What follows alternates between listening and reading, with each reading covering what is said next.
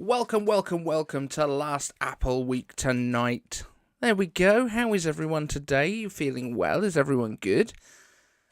What have we got to talk about? Let's talk some Apple stuff. How many people we got here? Say hi in the chat as long as you can hear me. Let me know that all the stuff's working sound-wise, all that sort of good stuff. Fingers crossed it's all working swimmingly. And yeah, I've come in fancy dress for you today. Are you impressed? Are you pleased? Yeah. So, it seems that we have some information about new Apple chips. Assuming that you can hear me, because nobody's let me know yet. Let me know down in the chat, as long as it's working properly. Hey, sound is great. Fabulous. Sound is great. These streams would suck without it. Here we go, looking fresh, mate. How you doing, Half Man, Half Tech? How you doing, Michael Moy? How you doing, John Malkin? Perfect, everything's working. So, that's all good. I'm just going to pull some stuff down into here that we can talk about, because it's always best to have some topics nearby, and because of the way that my setup is with the two displays, which, by the way, I've mentioned on Twitter as well today that I'm thinking of ditching the high-level display and just going with the 4K here. Not 100% sure yet, but obviously because of the fact that this screen is so big and massive, I kind of have to have the camera off to the side a bit. Otherwise, it's like up here, and that just looks weird. So yeah, let me know what you think about the idea of dumping that screen. But yes, let's pull this up in Twitter, because we had some details from Shrimp Apple Pro, which Shrimp Apple Pro appears to be an actual legit thing that we tend to know some stuff. Shrimp Apple Pro is saying some details about new chips, and we all like to talk about chips on here, which is one of the fun things. Let's just grab up his Twitter right now. I say his, could be hers, could be theirs. Could just be shrimps, because maybe it's just a shrimp. I feel like this conversation happened on Genius Bar the other day, perhaps. I'm not sure. It was certainly on one of the podcasts that I watch. But yeah, how is everyone? If you've got any questions, of course, as usual, throw them down in the chat. I always love to talk through any questions that you might have, preferably Apple related. If failing that, technology related in general. If we go any further than like not technology, we start to get into weird relationship advice, which I'm not the best at. But I'm just going to grab the coffee. Important to have the coffee. My iPad has only just mentioned that we're live, so there might be more people to join us. But we got 14 so far. Oh, dropped down to 13. I've upset someone. But yeah, let's talk Apple. Let's talk Apple. Let's have a look at Shrimpy's stuff, because he's been talking a couple of times. Hi, you can call me Shrimp. Yeah, beautiful. So let's have a quick look over here. So, more about the M series, and always says to take this with a pinch of salt, or MSG, as they specifically mention here.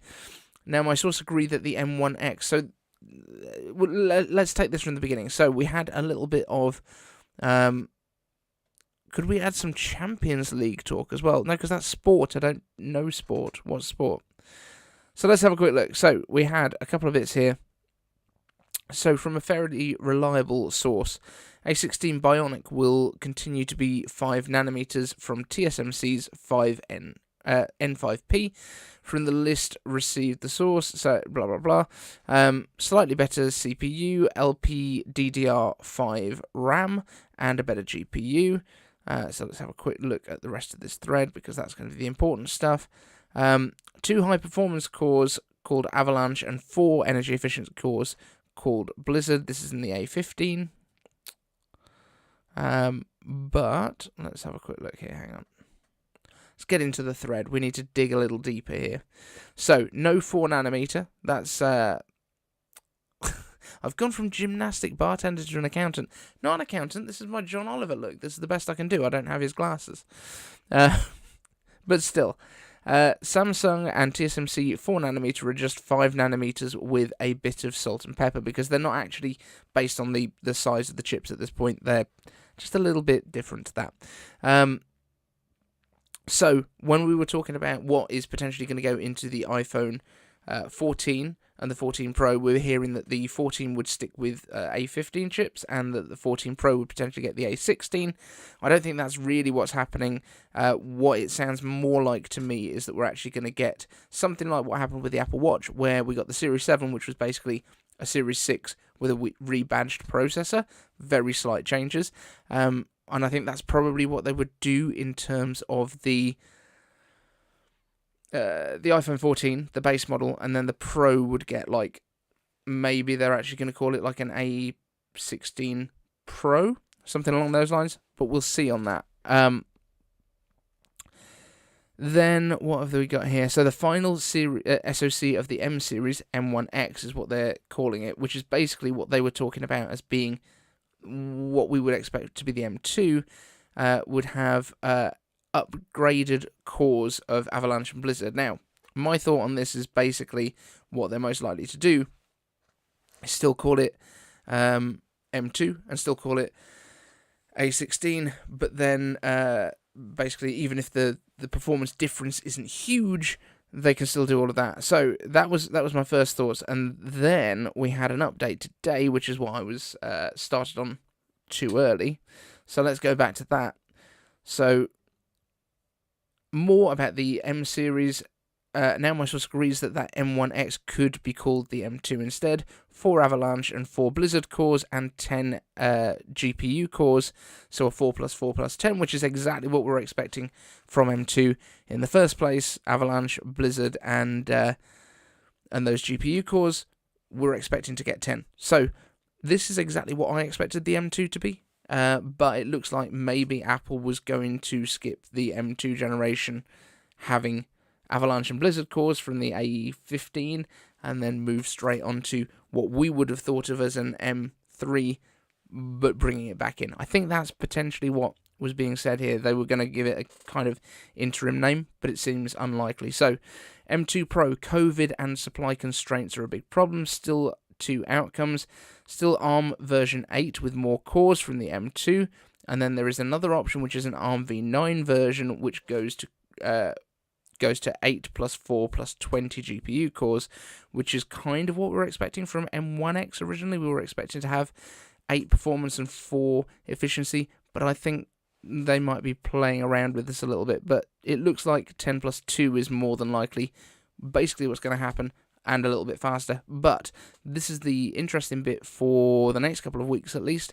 M1 Extreme Jade 4C does exist. Now, Jade 4C would basically be for M1 Max chips. So the Ultra was Jade 2C, and the Extreme would be Jade 4C, which basically means you've got 4 Max chips bolted together somehow. Now, Fred the Frenchie has also given us a little bit of detail on this, and let me just see if I can add these images in, because he's just been talking about it on the Twitters. So let's just add in an image, and we'll do this.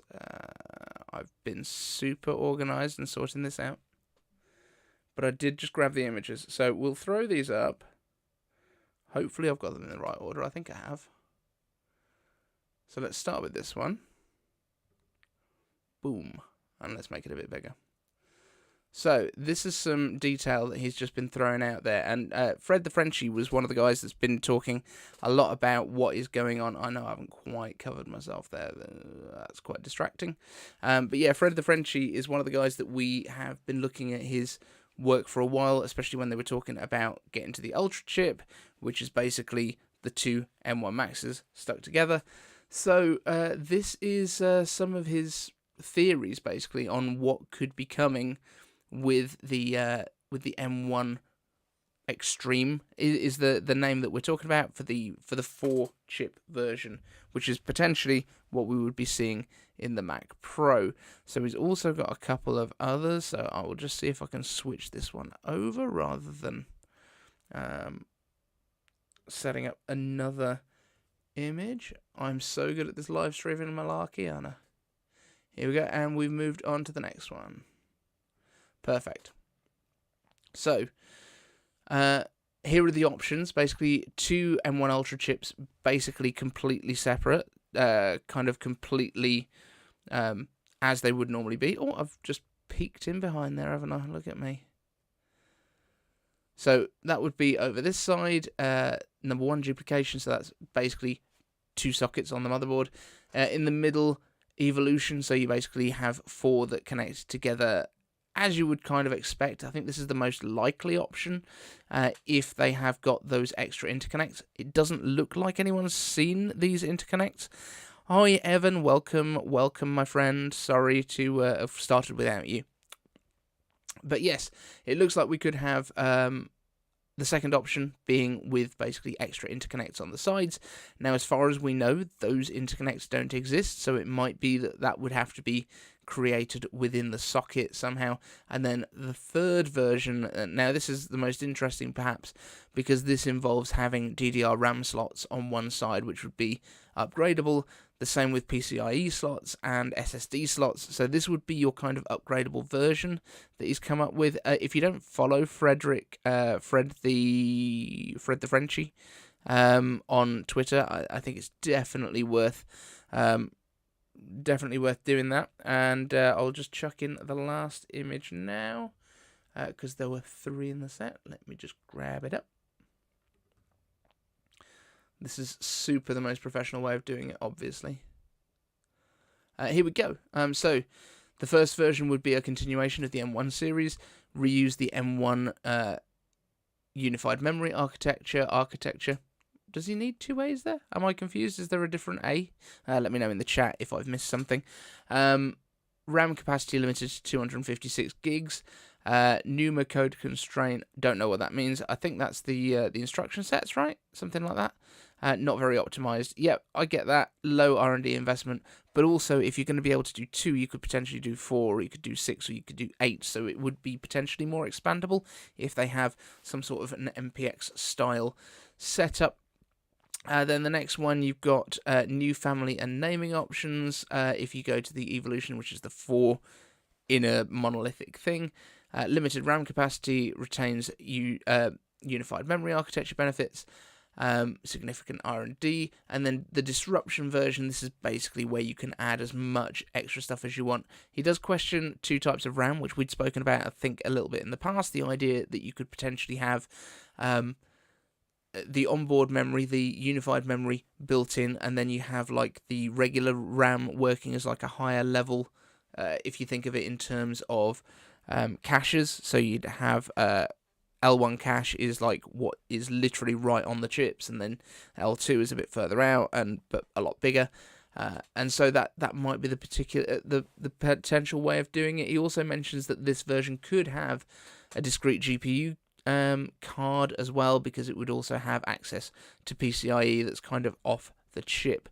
So that's what we're thinking about. That's what is being suggested. So what do you think? United Memory Aardvark. Yeah, I think you're probably right. That's probably what we're talking about. Yeah. Thank you, Evan, by the way, for the super chat. I was busy looking up there where I was messing around with the slides. But thank you very much. Really appreciate it. And what else have we got here? Zanbaya? Zanbaya. I'm going to go with that. I have the new MacBook Pro 2021 M1 Max, 1TB SSD and 64 gigs of RAM. My question is, how many years will Apple keep having updates of my OS until obsolete? I'm going to say you're going to get at least 7 years. That would be my best guess. The amount of RAM and SSD that you have probably won't affect that, unless for some reason the OS starts to get up towards like 500 gigs, which I really hope it doesn't. iCaveDave.com/merch. And yeah, I don't think you're going to have any issues with that. But yeah, let's move back to the Mac Pro. So Evan Rogers is saying a decade plus. Yeah, I mean, quite possibly, to be honest. I think Apple Silicon is. I mean, we've seen sort of 7 to 8 years at the minute on iPhones. That seems like that's a really good support. Let's be honest, in the first place, and that's for brand new OSs. This is not when we're talking about security updates and stuff. My iPhone 5 over there, which I use as a teleprompter, that's still getting security updates. iPad 2, I think, still does. They might have just stopped doing that now because they finally vintaged or obsoleted it. But yeah, I think you're not gonna be too upset. However, remember what I've said in the past as well about how to keep on the cutting edge. If you resell as soon as the next version comes out that you want to upgrade to, you can basically stay on the cutting edge of what Apple has out, probably for a couple of $100 a year, because the depreciation just doesn't happen. So I would say that's probably a better plan. Like right now, all of this this whole channel runs on an M1 Mac Mini, like the cheapest base level, 256 gigs of storage, 8 gigs of RAM, and I've got obviously my 2 displays, which we're going to talk more about the displays and whether we're going to keep both displays and stuff a little bit later. But yeah, this all just kind of runs off the cheapest Mac that you can buy brand new, which I think is good. Yes, welcome Zan. Make sure to like and subscribe. Very important. We are going to let people join the notification squad during the show, and you can just post up your notification squad hashtag in the chat, and I will add it because I'm going to get the notes up now, ready for the next video, which is going to be a Randomness R exclusive. Basically, all the questions are coming from him because he's posted so many. So yeah, we're going to be doing that. But hi to anyone that I haven't said hello to yet. Uncle Bo. And Frank, I think we've said hello to you already. Zan, we've definitely said hello to. Evan, we've noted that you were late, but we've forgiven you at this point. So that's all fine. But yes, if you want to join the notification squad now and you haven't yet, and you want to get a shout out in the next video, then you can hashtag notification squad right there. Zan, are you confirming you're in the notification squad? I just need to be clear on that. You need to post the hashtag if you want your shout out. That's how the game works. I didn't make the rules, I just enforced them, but I did also actually make them. I did.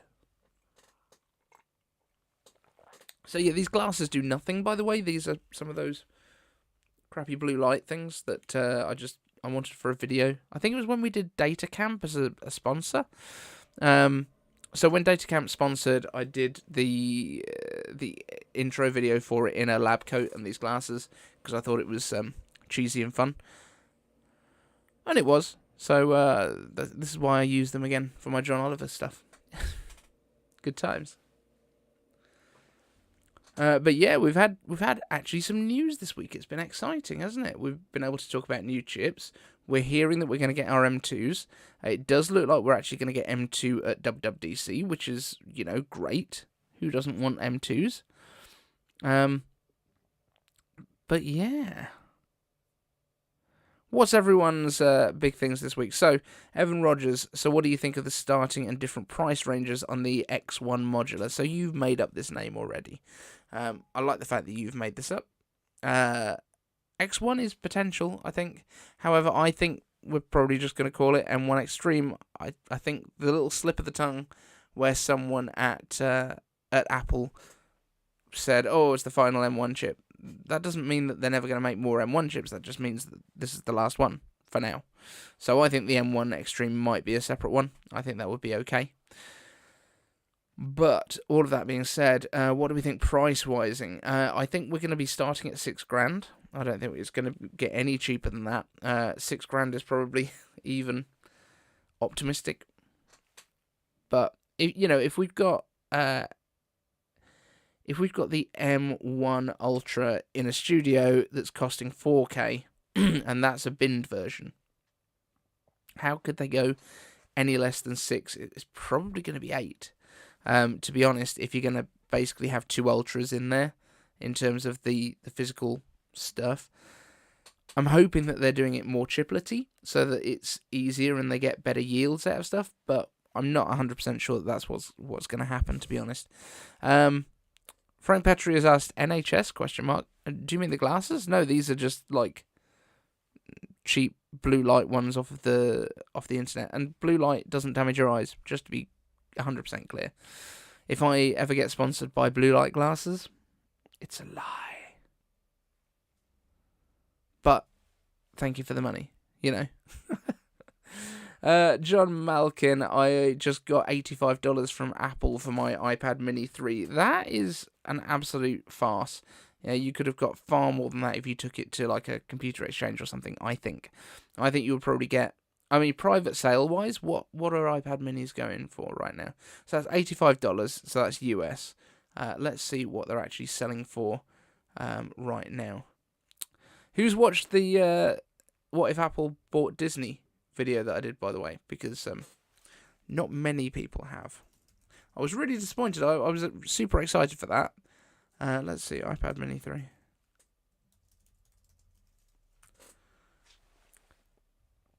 Now, there's always an interesting thing that you can do on eBay, which is always go, if you want to know what stuff is worth, rather than what people are asking for it, you can go into the filters and you can go down to completed sales.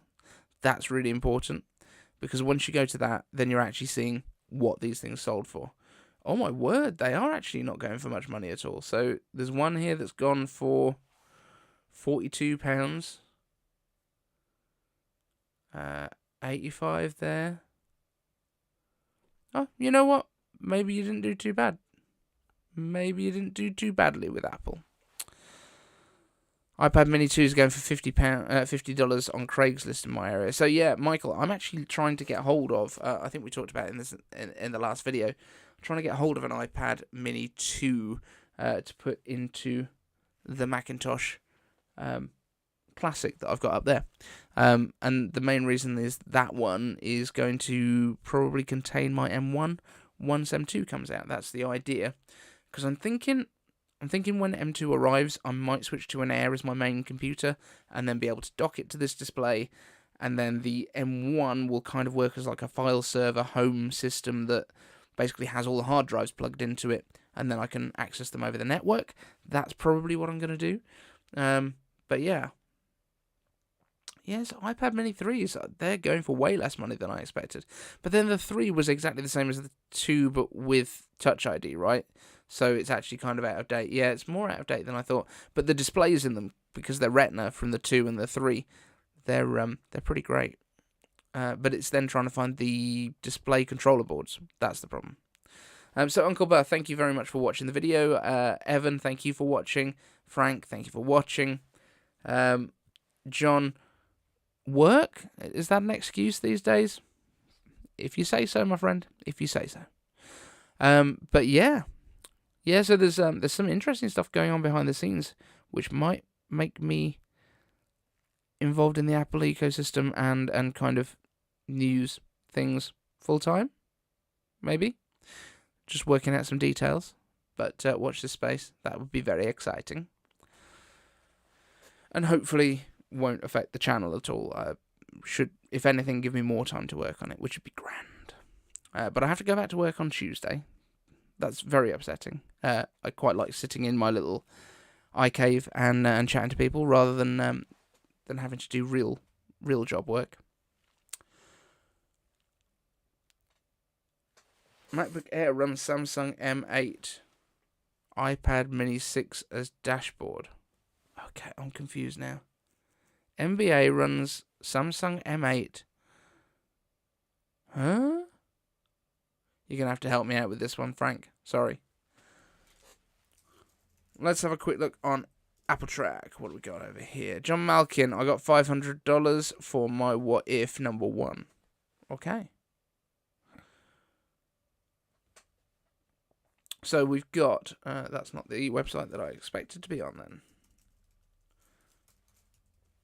Let's have a quick look on Apple Track. Always a good place to find the actual news stories that you're interested in. A lot of the sites are very full of offers on Amazon and randomized product reviews that are not necessarily purely Apple ecosystem stuff. So I always find that Apple Track kind of cuts through a lot of that. So we've got the new HomePod stuff, which I think we've talked about maybe. It was exactly a week ago, so we were probably talking about it on the last live stream. Let me know if I'm wrong there. Uncle Burr, I hope they do end up getting the deal done, but I hope the EA CEO doesn't become the CEO of Apple. Yeah, that is a deal that, if that's an absolute stipulation, nobody's going to buy it, because there's a reason EA is trying to be bought. It's because they're not doing well. So, yeah, don't see that that's going to happen.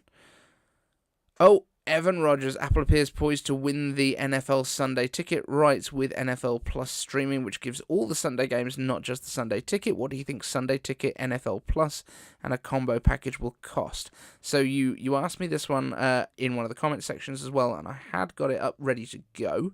So you added on to that, I think. Sure hope it's less than $400 that I paid last season for the Sunday Ticket. So this is a controversial one, but I think it will be part of Apple TV Plus. And I know that sounds bonkers if it was $400 on its own last season and they're adding it on, but I think it's a play to add a huge amount of new subscribers to Apple TV Plus. That just makes all the sense in the world to me. And it very much fits in with what Apple's done in the past as well. So when Final Cut, I think it was like Final Cut version 6 or 7, added this new whole program called Color, which is like a $15,000 to $20,000 piece of software that used to stand alone. Apple acquired it. And there was a whole... This comes from Ken Siegel's book. Ken Siegel was the guy that named the iMac. And basically when they went to add this, they were asking for all of the versions, what they're going to call this, what are they going to call that version that adds the color to it. And Steve Jobs basically came along and said, just put it in the box.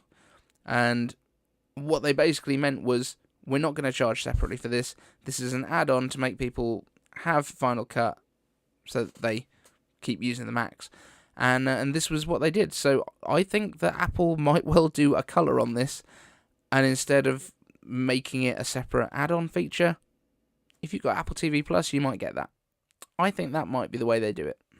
Maybe it's going to be maybe it's going to align with when the price of Apple TV Plus goes up a bit, because at the minute it's $5. Maybe it's going to go up to like $7.99. I don't think too many people would be worried, because I think the quality on Apple TV Plus is really good. The fact they've won Oscars is unbelievable. Nobody else has gone close. So that's my thoughts. I think they're going to include it. Here we go. Gaylord Fokker has joined us. How you doing? Couldn't justify a new iPad mini for myself, but I could get a used one for cheap. Yeah. I think the iPad mini is a really compelling one, actually. But remember when the iPad mini first came out, you got the regular iPad was $4.99, I think.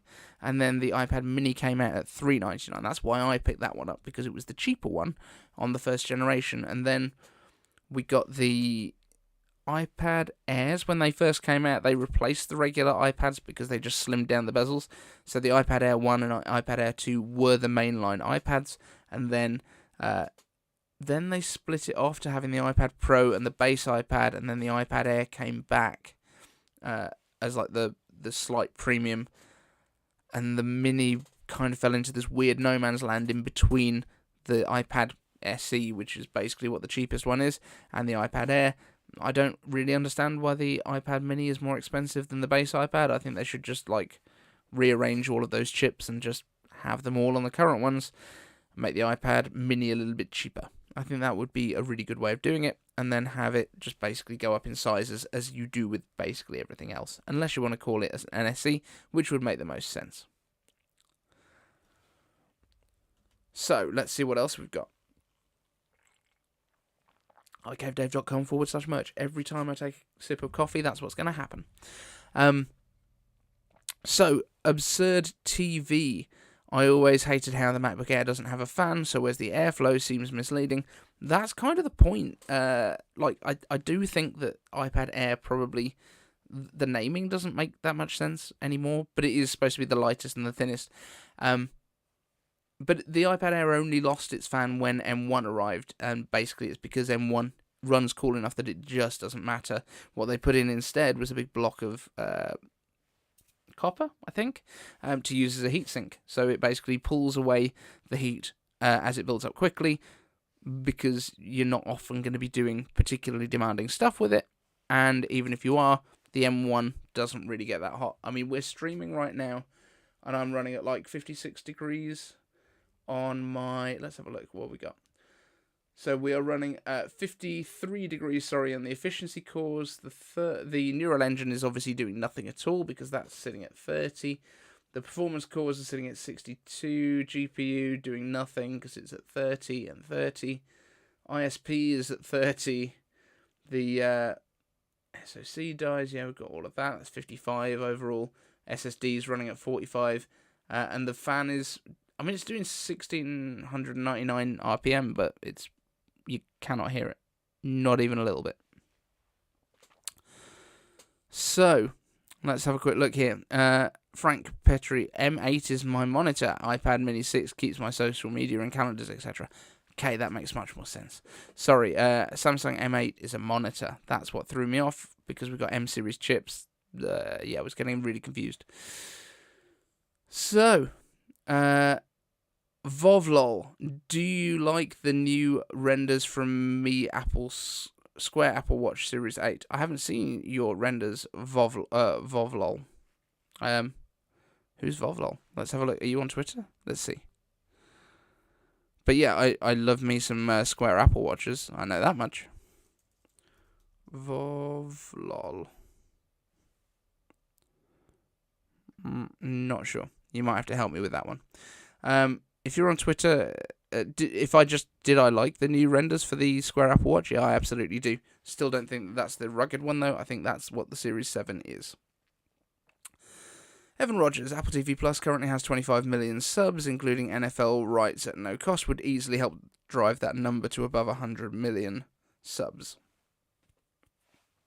Yeah. Yeah, I think it would, and I think that's exactly what Apple wants, because I think it would be such a no-brainer that a lot of, the American people that actually care about football, that isn't soccer, would probably go for it. It looks like they're doing some baseball. No, they've got baseball already, right? And then they're going to add football. So are we then likely to add hockey/basketball, or pickleball, or something else that's really cool? Pickleball, I think, would be an interesting one to add at the minute. Apple needs a pickleball team. Yeah. So, what else have we had? Oh, we had the new Pride bands this week, and the Pride faces. I think the Nike Pride face looks pretty good. The bands, I'm less excited about this time, I'll be honest. The dark one looks pretty cool. And, USB-C not coming to AirPods anytime soon. That was the other thing. Because we've heard, obviously, that Apple is seriously looking now at putting USB-C into the iPhones. Not for this year, but for the following year, because obviously everything's pretty much done with that side of things. And so, as a result of that, we're going to probably keep the... Probably going to keep Lightning on the AirPods cases, because they're not going to change it unless they have to, I guess.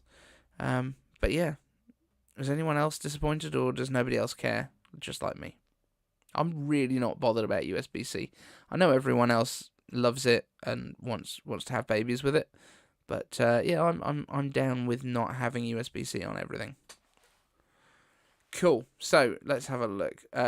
Frank Petrie want Premier League for the States. I mean, honestly, sports doesn't really interest me in any way, shape, or form, but sure, have our footballing if you want. I don't mind. Biabisk 7 asks, do you think Apple will ever make a 12.5-inch MacBook the same physical size as the 12-inch, but with smaller bezels? I don't think that body's coming back. I thought it would do for a long time. And my main reason for not thinking it will now is butterfly keyboard. I'm not sure if you can actually fit a proper, scissor switch keyboard in that thing.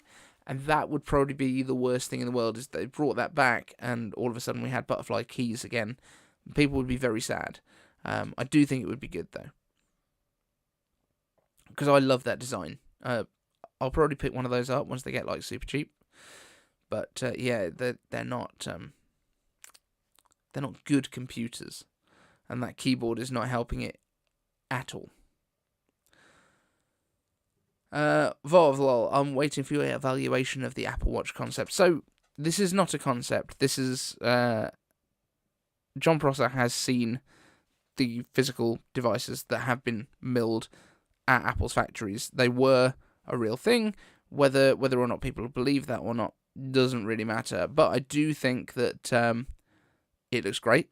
I think the flat sides is a really good design aesthetic. I always have thought that this Apple Watch design kind of looks too thick. But actually, once you put it on your wrist, it doesn't look as thick. But when you're looking at it on its own, I don't know. I'd flatten it out. I'd be very happy with that. I think it's going to look a lot more elegant. And I think, what if they also bring back with that design the solid gold option? Or, probably the gold stainless steel is enough now. But, yeah, it would be cool, though, if they were to do like a relaunch of the Apple Watch brand once it gets its kind of completely different styling. Let's see what else we got here. So, do you think that the MacBook Air will light up?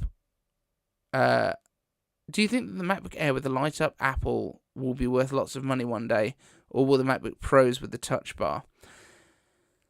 No, probably not. Number one, because they made them in such huge bulk. The Pros with the Touch Bar, it's not like they were a rarity.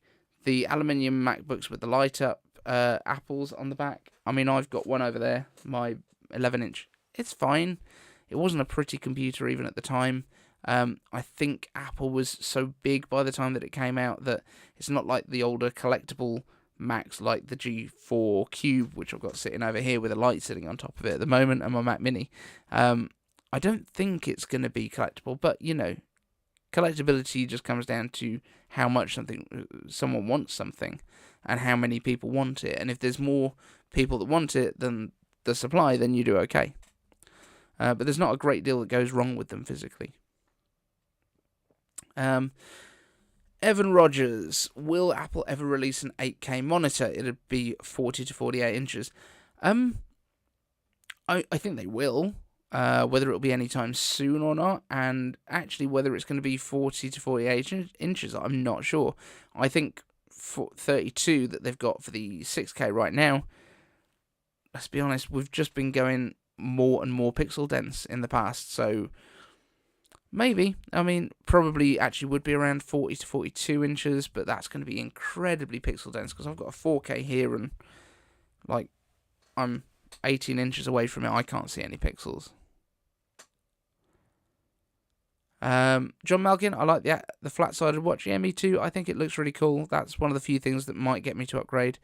Aman Singh, you think the M1 MacBook Air will run out of stock or stop being made once the M2 is released? Not 100% sure. This is a difficult question because it depends what they do with the lineup.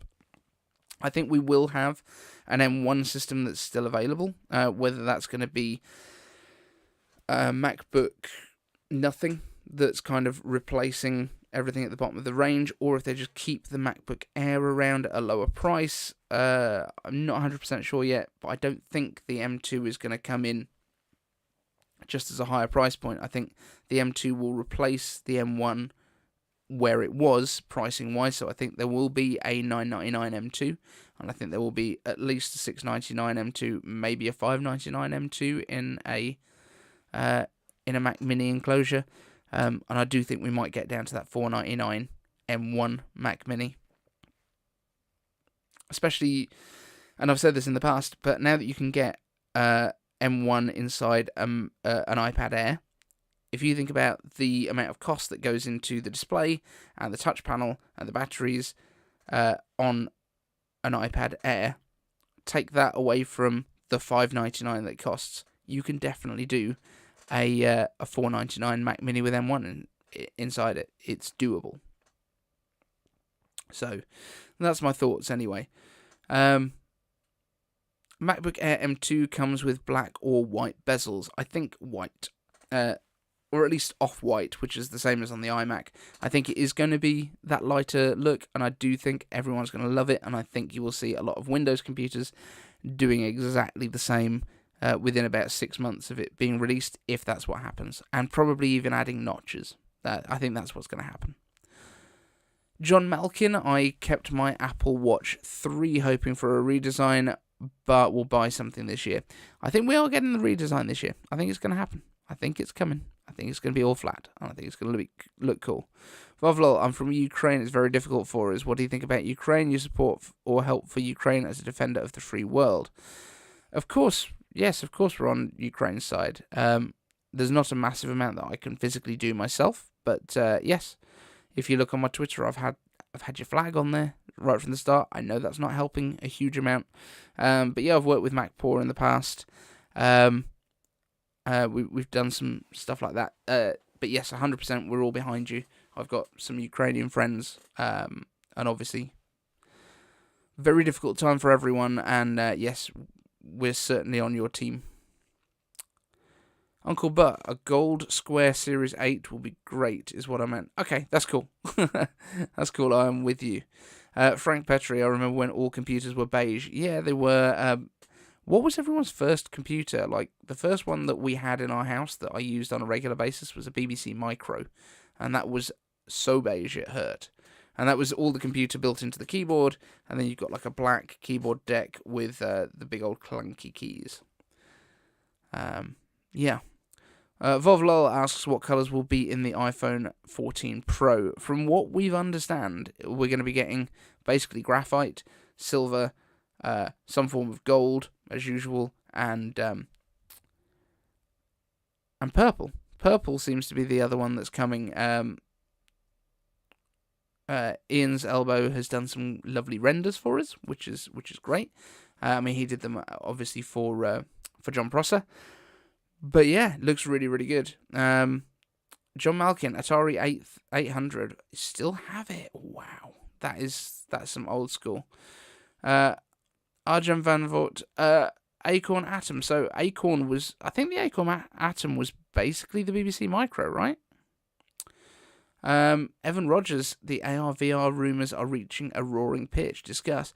Yeah, I mean, there's a lot of talk about it going on. It looks like Apple, I think, 2 weeks ago now, showed the AR VR headset to their board of directors, which, you know, that's a big step towards actually getting this thing out the door and at least revealing it to people. I do think that there is a very good chance, like better than 50% chance, let's say, that we see something Apple Silicon, something AR VR at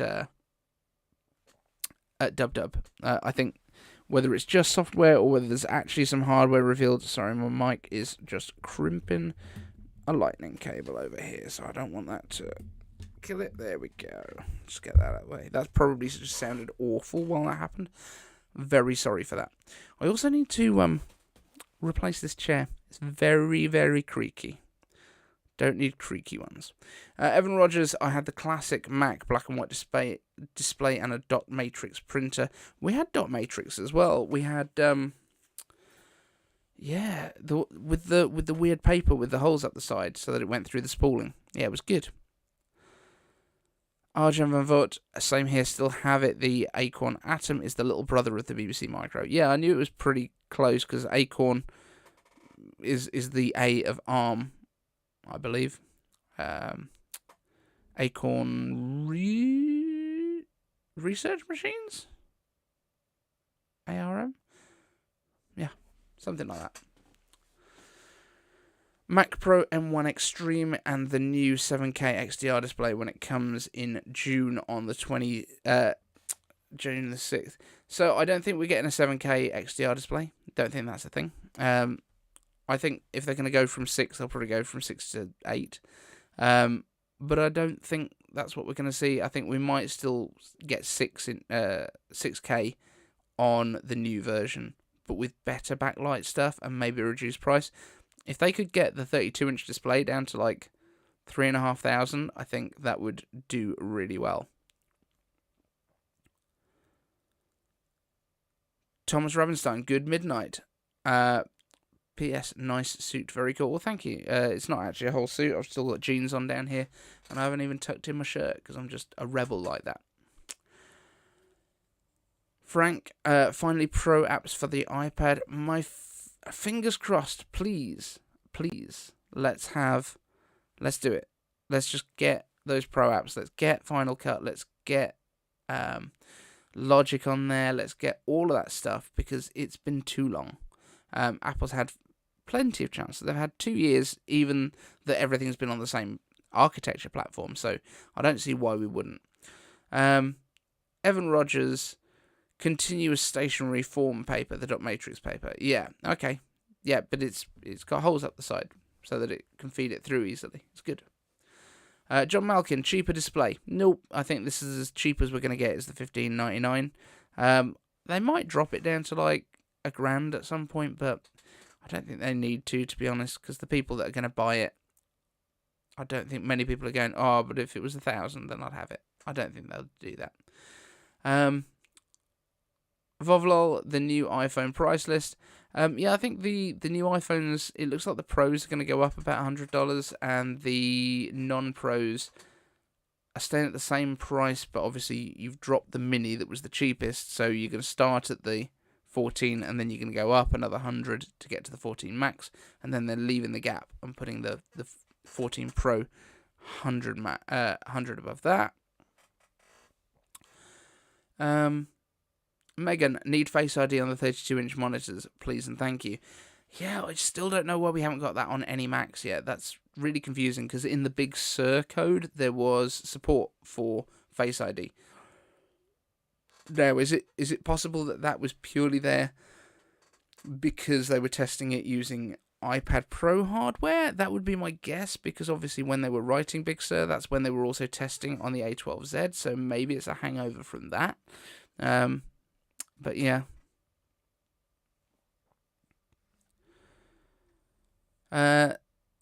Zan says, clean my Mac X keeps my Mac running like new.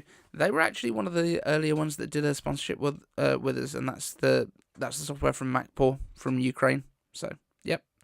Clean my Mac X is the one out of all of those, like Mac Keeper and all the other stuff, that is actually worth having. I was using it on here. The only issue that I was having was that it used a bit of extra RAM that I didn't want it to, and it kept telling me off for that. So, Vov lol, iPhone 14 Max starts at $899. I think that's probably right, and then the Pro starting at $1099. Yeah, that's what I'm expecting. Evan Rogers, Xcode Cloud, it's gone dead silent since the announcement at last dub. So, I think what's going on with that is that it's going to be an expansion of what we've got with the Swift Playground stuff. That would be really cool as far as I'm concerned. I think that would be really fun. But yeah, I'm just hoping that we get some more info on it. Because yeah, they kind of mentioned it and they did nothing. It was weird. Tom Rabenstein, I'm sure the Pro apps for the iPad OS are coming, otherwise what would be the point of M1s? PS, there are already Pro apps like Affinity Photo. So I think the reason that we've got M1 in iPads is because that's what A14X would have been, which is exactly what you would expect to have in an iPad Pro. Now, it was a surprise when they put it in the iPad Air. I'll give you that. But I think that it's probably more about... I do think it's going to be partially for running things like Final Cut, which is really going to annoy me, because my iPad Air's got an A14 in it, which uses the same cores, but it's not an M1, so if I can't run it on mine, I'm going to be really annoyed by that. But yes, there are already Pro apps like Affinity Photo. Yes, there are, and I would say the same for things like LumaFusion, I think is what you would call a Pro app, which you can also run on your iPhone. It's a very good thing. Vovlol, 48 megapixel wide main camera on the iPhone 14. Is it true? As far as we know, yes. You would need to have 48 megapixels to be able to do 8K video, which is what we're kind of expecting to be an option. It does look like they're probably going to pixel bin down for most of the photos, or at least there'll be an option to do that as default, which basically means that there'll be 12 megapixel images, but with bigger pixel areas to capture the light, so you'll get less noise. That's the idea there. But that also means then that they potentially could use those 4 pixels individually to get the huge images. It might also make astrophotography better if they're going to have it stationary and use those as bigger pixel buckets, basically. So that's a possibility. But maybe the 8K could... you wouldn't be able to do 3D with it for 3D video, but I don't think anyone cares about 3D video anymore anyway. John Malkin, is there a chip shortage for Face ID? Not as far as we know. I think the issue with Face ID that we've been hearing so far, at least as it pertains to Macs, is that for the MacBooks, the components just aren't flat enough yet. They're too deep, basically, to fit into the lid. And I think Apple were expecting them to have shrunk down in terms of thickness by this point. I think that's why they put the notch on there in the first place. But the components probably weren't quite ready for prime time yet. Frank Petrie, we've felt that for 2 years. I'm guessing you mean about the... I've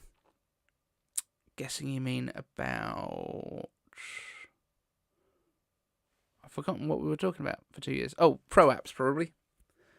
Thomas Rabenstein, Clear My Mac X rocks. Yep. I mean, it's the only one that's worth having out of those, and it does have some really useful features. iOS and iPadOS comes with new icon design. I'd really like some sort of visual update, but I don't think they're going to. I think it would be fine if they were to just release like an icon kit, like a theme kit for iPad and iOS, so that you could just change them a lot easier.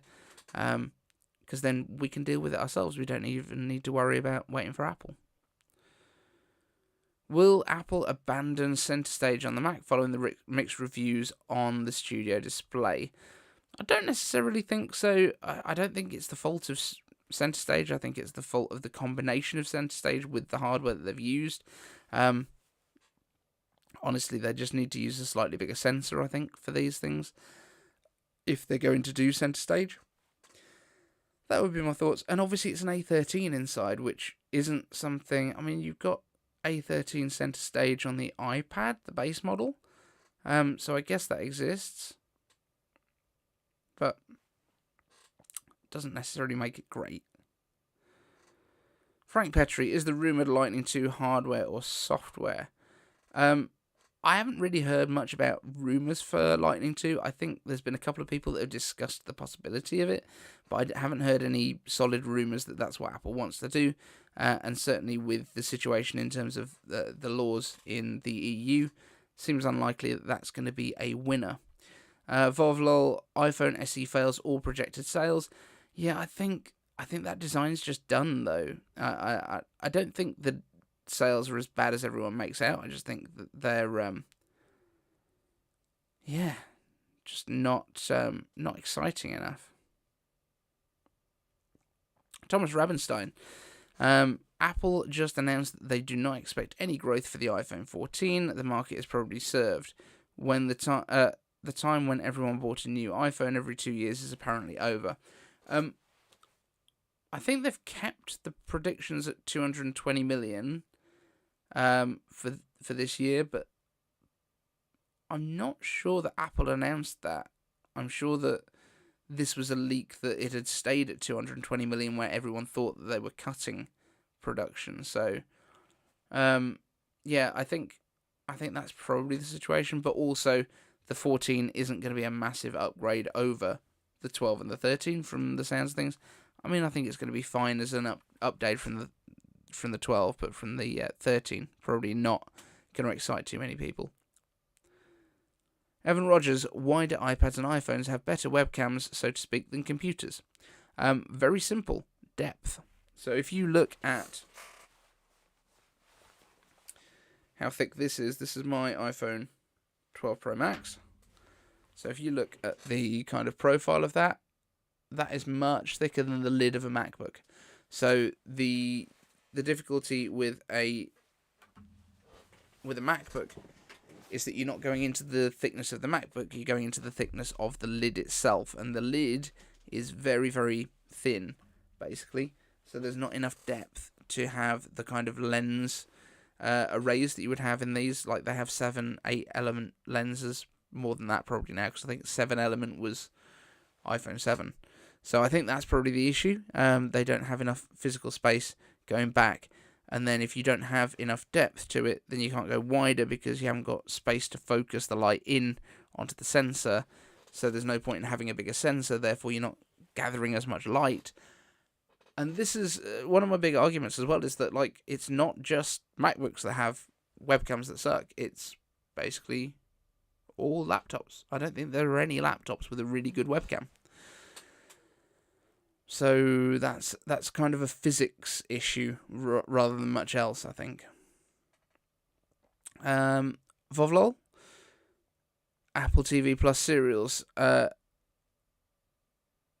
Tehran, Prehistoric Planet, your opinion. Haven't watched either of them yet, although Prehistoric Planet is on our list because my little boy is very, very excited about dinosaurs because he's 5 and that's what you do when you're 5. And I'll be honest, I think it's kind of fun too. I think it looks really good. It looks like it's basically what the BBC did with Walking with Dinosaurs. That was a long time ago. iCaveDave.com/merch, and it's a bit cold now. But yeah, Prehistoric Planet looks great. Tehran, I do want to watch because we were massive fans of Homeland, and that's kind of the vibes that I get from the trailers, but I haven't had a chance to watch it yet. Michael Moy, China sales will be a huge problem. The lockdowns have drained consumers' income, and a lot of small businesses have failed or will fail. Yeah, look, the lockdowns all over the world have caused massive issues with consumer confidence, consumer spending, and then once everyone started coming back from it in certain countries, that means that people now want stuff, and if there isn't enough supply of it because they've wound down some of the supply chains, then what there is left goes up in price. We had a huge thing in the drinks industry where we had basically New Zealand had this massive issue, a massive frost that went through all of the Sauvignon Blanc grapes, which caused a huge issue because New Zealand Sauvignon Blanc is the one that everyone wants.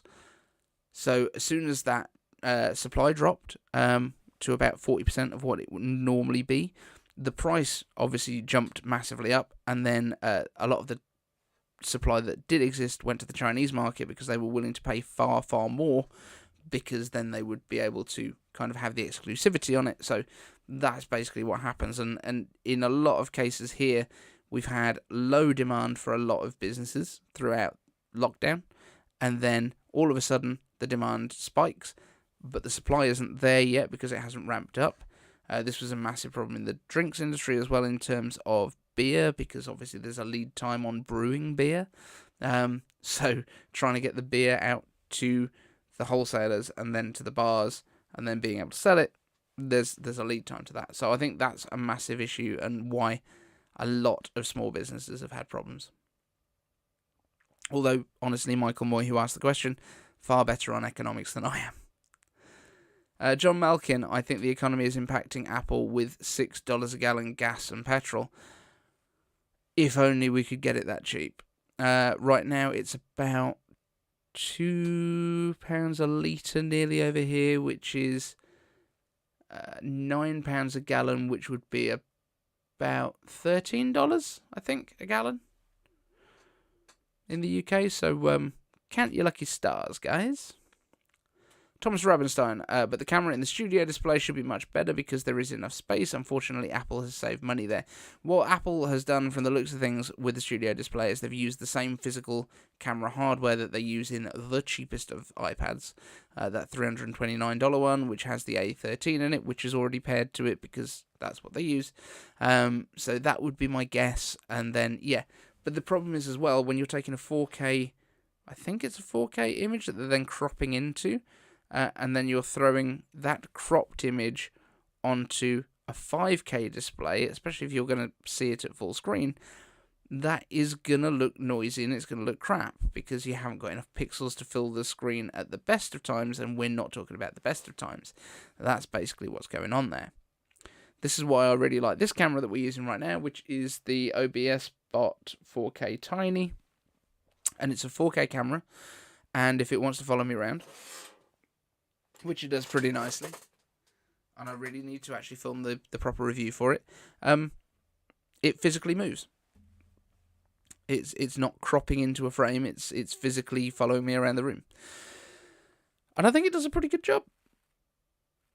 Right, let's see what we got. Dave is a Star Wars hater and has no plans to watch Obi-Wan. I'm not a Star Wars hater. I find it dull in most cases. But Obi-Wan Kenobi, I might watch it because I like Ewan McGregor. And that came out yesterday, right, or today? Sure. If I've got some time over the weekend, I might check out an episode or two. But I just don't know enough of the backstory stuff and all the canon stuff that everyone loves so much. So it's hard for me. Thomas Rubinstein, Apple TV Plus for All Mankind has been announced for its third season. Anyone heard from Foundation? I haven't actually. I don't think, but then that's the sort of thing that they might just hold off on now to announce at Dub, because Foundation was just like a huge get for them in the first place. So I think that might be something they wait for and premiere the trailer at Dub. John Malkin's going to watch Obi-Wan after this stream. Okay, I'll have a look at it. Foundation got 2 more seasons, I think. Let me check. Okay.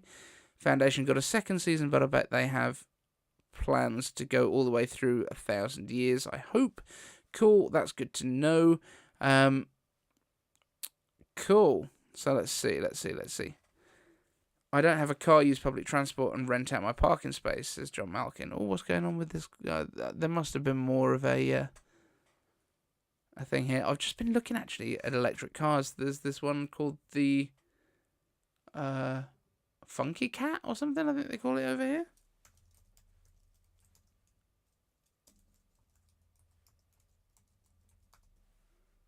Is that what it is? Or a Funky Cat, yeah. So I was just looking at this thing. Let me grab a screenshot and I'll throw it in the chat. But it's like 30k, does 200 miles on a charge. I think it's interesting. Let me find a reasonable picture. I think it's pretty small. I think it's like the size of like a Fiat 500 or a Vauxhall Corsa or something like that. But here we go.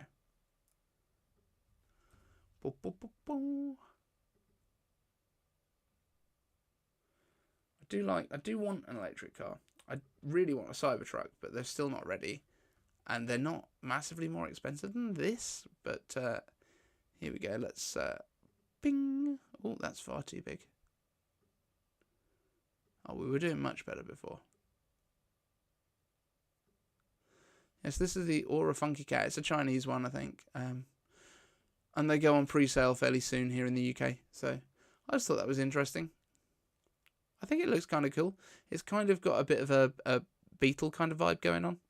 But yeah, there we go. Let's see what else we got here. Obi-Wan is first up for me after work, says Evan Rogers. David, did you watch The Mandalorian? Baby Yoda is the best thing to ever happen to Star Wars. Star Wars. I've watched bits. Again, I'm like just never really got massively into it. John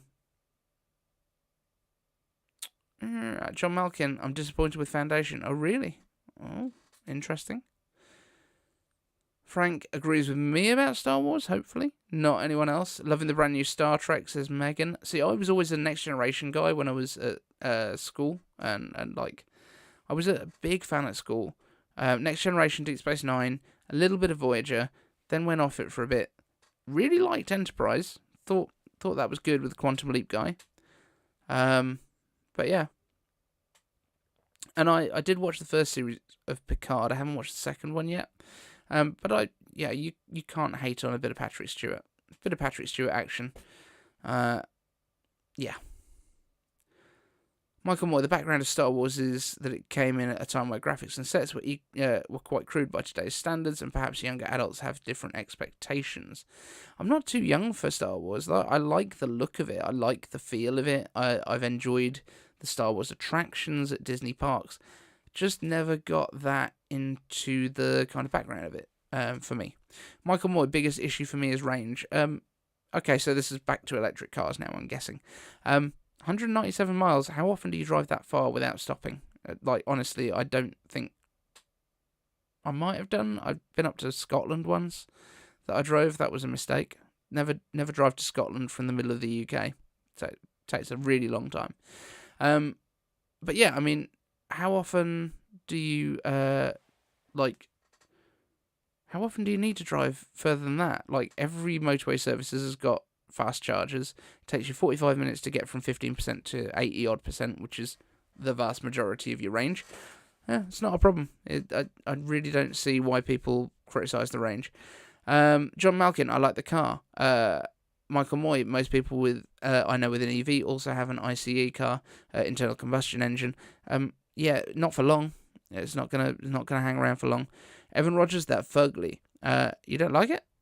Megan, oh, good night. I'm sorry. I missed your good nights. I hope you've not gone yet. Yeah, I don't think it's that unattractive, to be honest. I think it's got a reasonable kind of look. I think it's got quite a funky interior. Yeah, it's worth a look, I think. Thomas Rabenstein, PS, I first created a first 8K render with Blender 3.1 native Apple Silicon in the Mac Studio. The performance gain is fantastic. That's really good to know, because I know that's what Apple Tomorrow uses, is Apple Silicon. Well, he uses Blender, and he's got a Mac Studio on the way, I think. Michael Moy, Picard or Strange New Worlds or Discovery. Oh, I've watched most of the first season of Discovery, which is the one that most people hated, and they actually kind of like it now. The Klingons look too weird in that, but other than that, it didn't seem too bad. Picard is the one that I've watched the majority of. I haven't watched any Strange New Worlds yet, but I do like the look of that.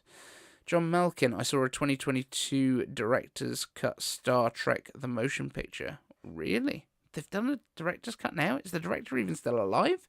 That's crazy talk. Sharon B, I'm more Star Trek and fall asleep on Star Wars. Yeah, see? You feeling me? Frank Petrie, the Orville is king. Oh, I've heard this. I've not invested time into it yet, but maybe I should. John Malkin, I saw Star Wars when it first came out. I wasn't alive. Sorry. Thomas Rabenstein, I hate Discovery. Burnham cries far too much. Yeah, Michael Burnham, strange name. Like, doesn't really affect my enjoyment of the show too much, but confusing nonetheless. Michael Moy, my Camry has 600 to 700 miles of range. Yeah, I know, but how often are you driving that far without stopping? You're not. But what you can do is you can plug in your car at home every day and know that you've got enough range for the day. Like, you never have to go and find a petrol station. You never have to go and find a charging station when you're out on a normal day. Because are you driving more than 200 miles a day? If you drive for your job, maybe you are. I was on the brink of getting an electric Lexus with my previous job, but obviously I left, because otherwise it wouldn't be my previous job. But yeah, electric car talk is always fun. What's the range on, I think even the cheapest Cybertruck is like 300?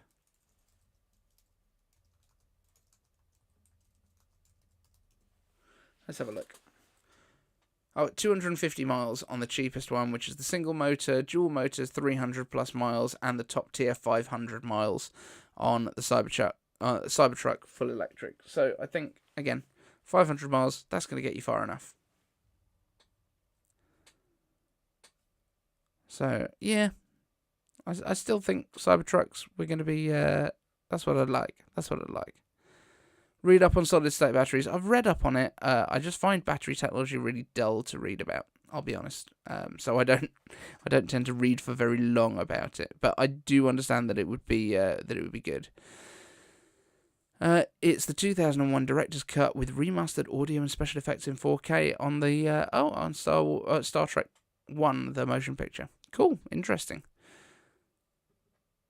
Biabisic 250. I'm guessing, is that how much you drive a day? Oh, that's the Cybertruck range. Thank you very much. I'd found it, I think, by the time that you messaged. The issue is obviously there's a slight delay between me saying something and then you guys chatting, and then yeah, there's a delay. That's the fun. That's kind of the whole of it. Oh, we've gone over an hour already. That's unbelievable.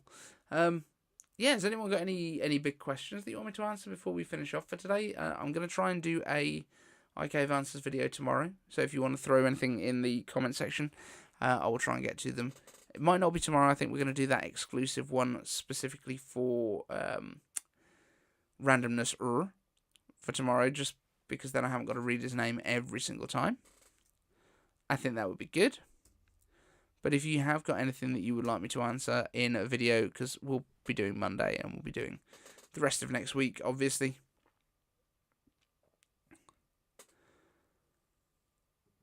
Sharon B, I'm an apartment dweller in a big city, so hybrid is best for me. Yeah, that's cool. I do think, though, that, like, the self-charging hybrids, that just seems like an entire con to me, because if all of your energy is coming from the petrol engine, it's a petrol car, regardless of what's going on there. John Malkin, WWDC live chat. Yeah, I've tried. I think I've been able to book the whole day off. Normally I work until about 5 p.m. on a Tuesday, maybe 6. 6 o'clock is when WWDC starts. I think what we'll probably do is I'll be chatting with people on Twitter during the event, and then we'll probably do a live show afterwards. That is my plan at the moment. But we'll see, because it's always tricky to do the immediately after show, because you don't know what time it's going to finish, so scheduling it makes it kind of tricky. Evan Rogers, what games is everyone playing on iPhone/iPad right now? So I'm still playing a bit of Call of Duty Mobile. I think that's one of the best games on the iPad, honestly. And playing it on the iPad makes you seem like you're really good at it, which is what I tend to do, because, well, basically, if you're playing on the iPad, you've just got a much more sensitive way of playing, so it just seems like everything's a lot more simple to do. What else did I download? I downloaded Apex Legends. I've fooled around with it a little bit, but not really done too much. I'm kind of tempted to download Roller Coaster Tycoon again, because I went to do it on the Mac the other day, because I've got it on Steam, but it will not run on the Intel version on Apple Silicon. So I could set it up on my old iMac that's over there, but I can play it on the iPad, and it's I already bought it, so if you want to see me build theme parks, that would be kind of fun. Maybe we could do that as a streaming thing. I've been obsessed this week with Warped Kart Races from Apple Arcade. I think I have played this. Is this the one where it floats through? I've played that a bit in the past. Yeah, I think. I think I downloaded the new Sonic game as well. I might do that.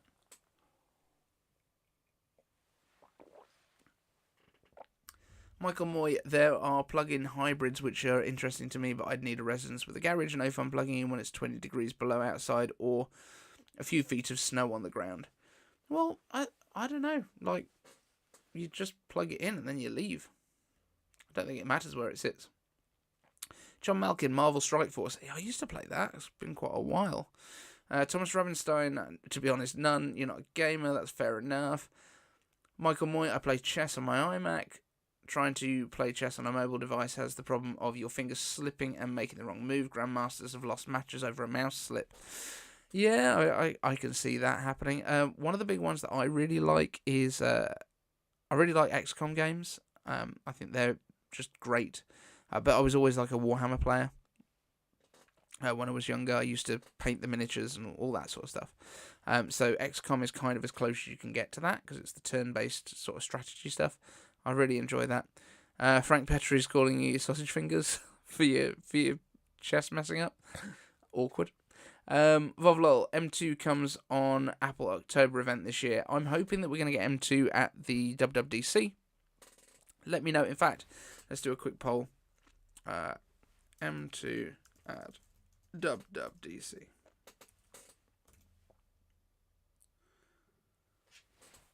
Let's see. Are there any native AAA games on the horizon for Mac, Apple Silicon? I don't really know. I mean, there's some great websites like is Apple Silicon AppleSiliconGames.com. So you can kind of get a list of what is good, what already works, what doesn't. AppleSiliconGames.com. Let's have a quick look here. Games. Let's see. There's not a huge amount that's like... You've got a lot of is it playables? And it's like yes, no, yes, no. So most stuff seems to be playable. Is it native? I think native has got its own thing as well. But yeah, there's very little that's native at the minute. I think the only sort of bigger titles that are native at the minute is things like World of Warcraft, which is like insanely old. You know, there's not a huge amount, to be honest, which is sad. All the Dawn of War stuff is apparently all playable on Steam on Apple Silicon. That's interesting. I might have to play with that, because I did like those games. So you guys think October? Okay, so we've got like 60% saying no and 40% saying yes to it coming at WWDC. Sam Cole seems to have some inside information, and he seems pretty convinced that it's going to be coming now. Oh, EVE Online. Yes, I've played that on Apple Silicon. That runs really nicely. I've in fact used it as well in some of my videos as a demo. Frank Petrie 2-year cycle. I don't think it's going to be a 2-year cycle. I know at the minute it looks that way, but I don't think that's what Apple is planning. The Intel chips were refreshed like every 350 days in the laptops. I can't imagine that Apple is going to their own silicon and then going, yeah, we'll leave it twice as long between updates. That's not how they're going to build sales. That's not how they're going to do well. This is not the plan, I don't think. Fred the Frenchie, he's just tweeted and done a big thumbs up, and I'm not quite sure what about, but just been talking through your slides in the live stream.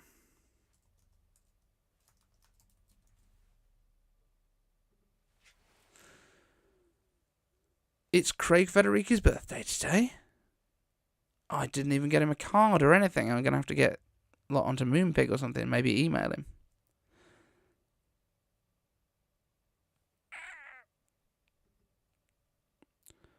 Maybe. Should we...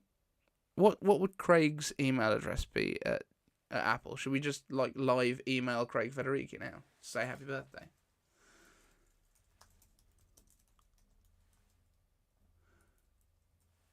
Email.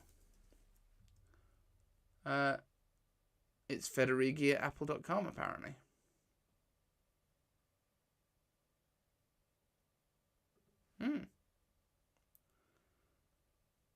Let's just drop him a line.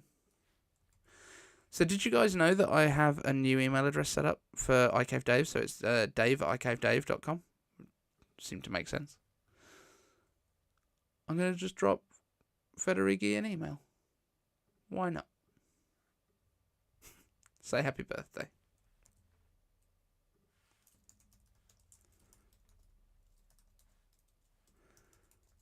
Happy birthday. Hey, Craig. Heard it's your birthday and just wanted to wish you a great one. An insanely great one.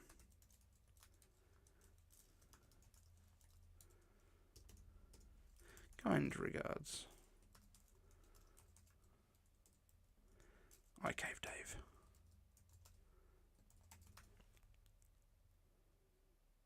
Boop. Yeah, let's just do that. Happy birthday, Craig Federighi. We'll see if we get a response. That'd be fun, wouldn't it? People used to email Steve Jobs and get a response, so yeah, it's his birthday. Might as well have a nice day. Cool. So, Michael Moy, I guess bigger discounts on M1 Max if they were coming out with M2 at WWDC.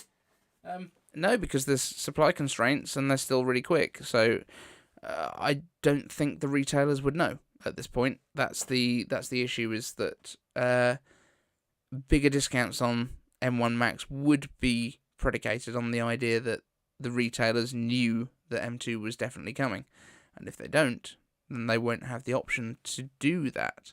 And also, it doesn't mean that the M1s are being discontinued, because if you look at what happens with the iPhones, they keep the previous generation around afterwards as well. They don't discount it on the run-up to it. Apple announcement, M1 iPad Air on March the 8th. Apple M2 can't show at WWDC is not logical. Of course they can. Of course it can show up.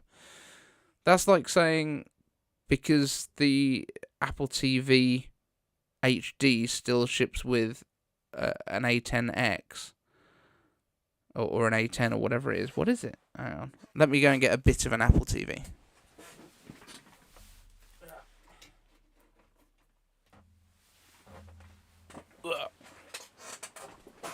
If in doubt about what's in your Apple TV, just pop it open and find out. So that's the fans. A10X, yeah.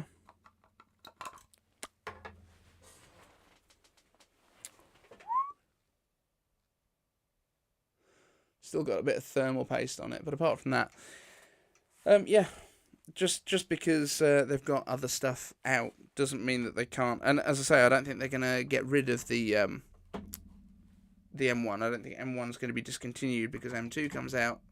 That doesn't make any sense at all. And just the same way, you know, the base iPads come out with an A13 in every time. You know, they come out with a 2-year-old processor each time, so there's no reason that you wouldn't be able to do that. John Malkin, I'm remembering the hardware disappointment at the last WWDC. Oh, we all are. We all are. But again, I don't think that's the situation that they didn't want to release any hardware. I think there was an issue where things weren't ready at the time.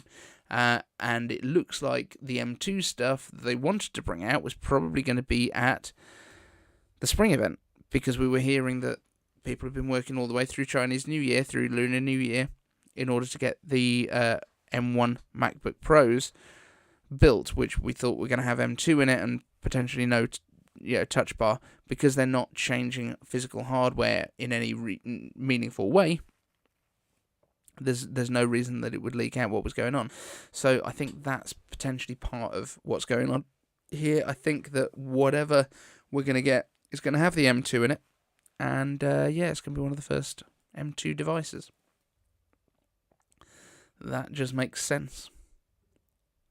And actually, we might well get the Mac Pro, like, delivering at the event. That would be really good. Rather than being like, here's the Mac Pro and you can buy it in 6 months. It would be really cool if they could do it straight away. But I think we're going to wrap it up there. Oh, we've got loads of stuff going on over on Twitter all of a sudden. So I'm going to jump over to Twitter. If anyone wants to keep chatting, we're going to be over on Twitter for a little bit. Oh, let's just answer this one. If Apple releases an M1-based Mac Pro at WWDC, wouldn't it be weird for them to also intro the M2 chip at the same time? No, because the multi-core performance of the Mac Pro would be insanely higher, so it doesn't really matter that you're also getting an efficiency chip. They don't compete in any way, shape, or form, so no, it would make no difference whatsoever. So yeah, that's kind of where we land on all this stuff. Yeah, I think we might well get both. We're almost certainly going to be getting a look at the Mac Pro, regardless of whether it goes on sale yet or not. Traditionally, it's always been revealed at WW and then pushed out towards the end of the year. Frank Petrie, so should I trade in my MacBook Air? Nope. Never trade in anyway. Never do the trade-ins with Apple. They give you almost no money. Sell it privately, but you can do that once the M2 comes out and you've got it on the way. I wouldn't worry about doing it before the M2 lands. I don't think it's going to drop much value at all, because there's just so many supply constraints right now. You can't buy a brand new MacBook Air M1 very quickly, because everything has got a lead time on it, because everything is so busy right now. It's just crazy how much time stuff's taking, because of the chip shortages and everything else. But if I was Apple and I'd got a new MacBook Air coming out with M2 inside it, I probably wouldn't spend too much time on building M1 ones. So there's that. But let's see, what is the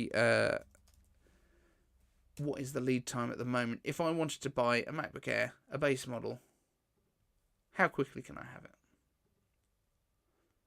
Because this is always a good indicator as well. So we've got ships in 1 to 2 weeks on the base models and 2 to 3 weeks on the custom ones. Vovlol, how does Apple create its advertising images, videos, and animations? I would guess in a 3D package. I don't know exactly which one. There used to be a package that they used, which I cannot remember what it's called, but I think it was probably based on what Pixar used to use, given the background between the two of them, and that's called RenderMan. I think they still use RenderMan, but I'm not 100% sure. They're out of stock on the 16 inches. Yeah, there's loads of stuff. So anyway, guys, we are going to wrap it up now.